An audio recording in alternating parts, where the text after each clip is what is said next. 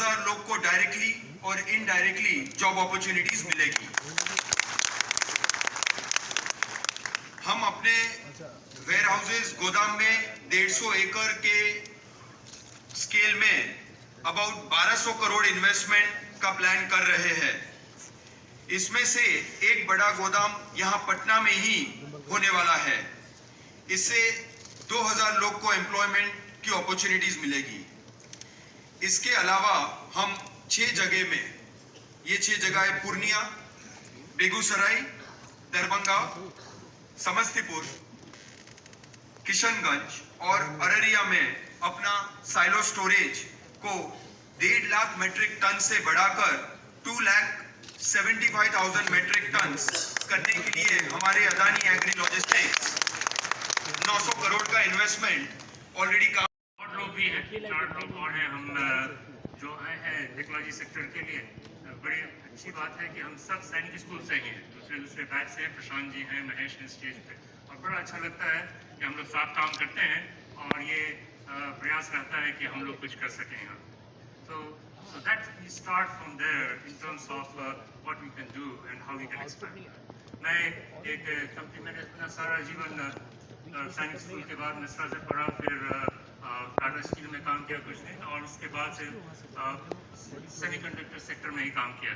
आज के दिन में मैं AMD कंपनी के लिए काम करता हूँ, जो चिप्स बनाती है, माइक्रो प्रोसेसर्स बनाती है लैपटॉप्स के लिए, सर्वर्स के लिए। बिहार वैसे basically as of today is agriculture state. अब एग्रीकल्चर की भी एक लिमिट है कि कहाँ तक एम्प्लॉयमेंट जनरेशन हो सकती है। ऑनरेबल चीफ मिनिस्टर साहब का भी ये मिशन है कि बिहार के लोग मैक्सिमम गुजरात के अंदर ही अपने यहाँ पर रहें, यहाँ की इंडस्ट्री को चलाएं, ताकि उनको बाहर जाके अपने रोजगार के लिए न जाना पड़े। इसलिए उन्होंने बहुत अच्छे कदम उठाए हैं इंडस्ट्रियलाइजेशन के लिए। जो टेक्सटाइल इंडस्ट्री है, ये सबसे ज़्यादा बिहार को मेरा ख्याल है सूट करेगी। जैसे गारमेंटिंग इंडस्ट्री है, गारमेंटिंग ऐसी इंडस्ट्री है जिसमें कम से कम इन्वेस्टमेंट के साथ मैक्सिमम लोगों को एम्प्लॉयमेंट जनरेट देती है। जैसे कि एक छोटा सा एग्जांपल है बांग्लादेश। बांग्लादेश की जो टोटल पॉपुलेशन है वो कोई 18 करोड़ है और बिहार की 14 करोड़ के करीब है, और कम से कम 40 से 45 लाख लोग गारमेंट इंडस्ट्री के अंदर बांग्लादेश में हैं, और 4 लाख करोड़ की वहाँ से एक्सपोर्ट है। तो इतना बड़ा पोटेंशियल है वहाँ पर। अगर हम यहाँ पर गारमेंटिंग को कराएं तो बिहार एक बहुत बड़ा गारमेंटिंग दुनिया का हब बन सकता है।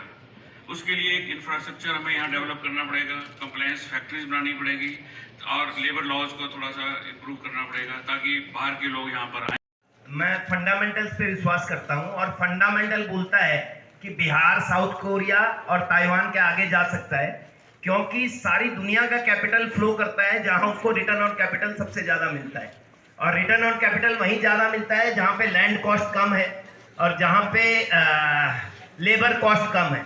तो मेरे ख्याल से बिहार गवर्नमेंट जो पॉलिसी बना रही है उसमें लैंड और लेबर और सुशासन, ये तीनों चीज़ मिलेगी। तो मेरे ख्याल से नेचुरली मेरे बिहार के लोग जाके वहाँ पे सूरत में डायमंड इंडस्ट्री में काम कर रहे हैं, बिहार के लोग जाके त्रिपुर में गारमेंट इंडस्ट्री में काम कर रहे हैं। तो मेरे ख्याल से अगर वही उनको यहाँ एम्प्लॉयमेंट मिलेगा तो मेरे ख्याल से ये जरूर पैरेलल खड़ा होगा साउथ कोरिया और ताइवान के। तो मेरे को इतना ही बोलना है, बाकी मैं इतना ही चाहता हूँ कि ये पॉलिसी कंसिस्टेंसी रहे, और ये जो आपने तालियां बजाई इसकी गूंज सारे दुनिया के एंटरप्रेन्योर तक जानी चाहिए, जिससे मालूम पड़े कि बिहार बदल रहा है। Thank you very much. बहुत बहुत धन्यवाद। कर रहे हैं, ऑलरेडी प्लानिंग हो चुका है। उसके सिवाय हम कंप्रेस बायोगैस प्लांट और ईवी चार्जिंग स्टेशन बनाने पर भी विचार कर रहे हैं। इसके लिए ऑलमोस्ट अबाउट 1,500 लोग को एम्प्लॉयमेंट डायरेक्टली इनडायरेक्टली मिलेगा। हम अदानी विल्मर को भी बिहार लाने पर विचार कर रहे हैं।